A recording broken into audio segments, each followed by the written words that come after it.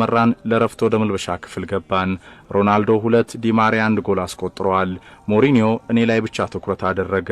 እንደ ልማዱ በፈጣን ምላሱ ከፍ ዝቅ ያደርገኝ ጀመር። ስማ አለኝ። ስማ 2 የተሳኩ ፓሶች ብቻ እየሰጠ በዚህ ታላቅ ክለብ ከኔ ጋር የምትቀጥል ይመስልሃል አለኝ። ድምጹ ከፍ እያለ ነው። ምን ነበር ያልኩህ? በጨዋታው ምን እንድትሰራልኝ ያሳየው? የዚህ ቡድን አሰልጣኝ ማን ነው አለ። ሁሉም ተጫዋቾች አንተ ሲሉ መለሱለት። እያንቧረቀ እኔንም ጠየቀኝ።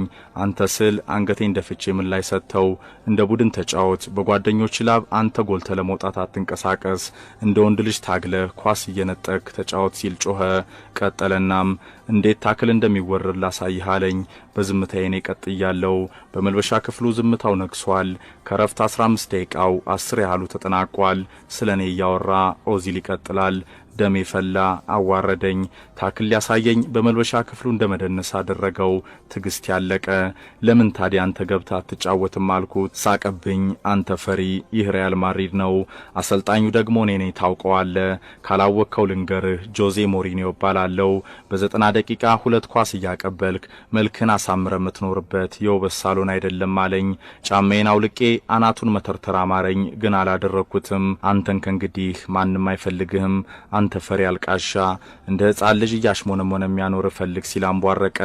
ምንም አልተናገርኩ። አሁንም በቀስታ መልበሻ ክፍሉን ለቅቄ ወጣው።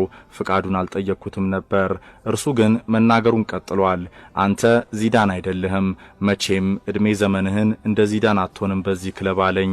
ሜሱት ኦዚል ገኒንግ ፎር ግሬትነስ በተሰኘው አዲሱ መጽሐፉ በማድሪድ ሳለ ከጆዜ ሞሪኒዮ ጋር ስለነበረው ጸብ የተናገረው ነው። ጀርመናዊ ኮከብ ይቀጥልና በኳሲዮቴ እንደ ሞሪኒዮ አይነት እንደፈለገ ሰውን የሚያሳንስ ራስ ወዳድ ገጥሞኛ ያውቅም። በስኬቱ አከብረው ነበር። ከዛ ቀን አንስቶ ግን በፍጹም ይላል። ገኒንግ ፎር ግሬትነስ ማይ ላይፍ ሜሱት ኦዚል። Okay, let's bring you some breaking news, shall we? And we're hearing that Mesut Ozil has announced his retirement from football.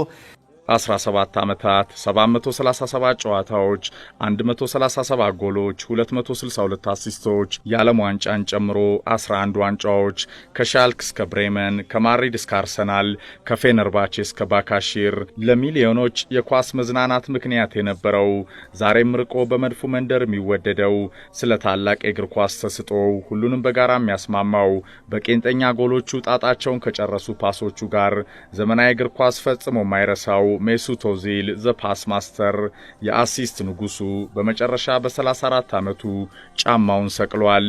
የኦዛ ማስታወሻ በትሪቡን የኮከቦች ገጽ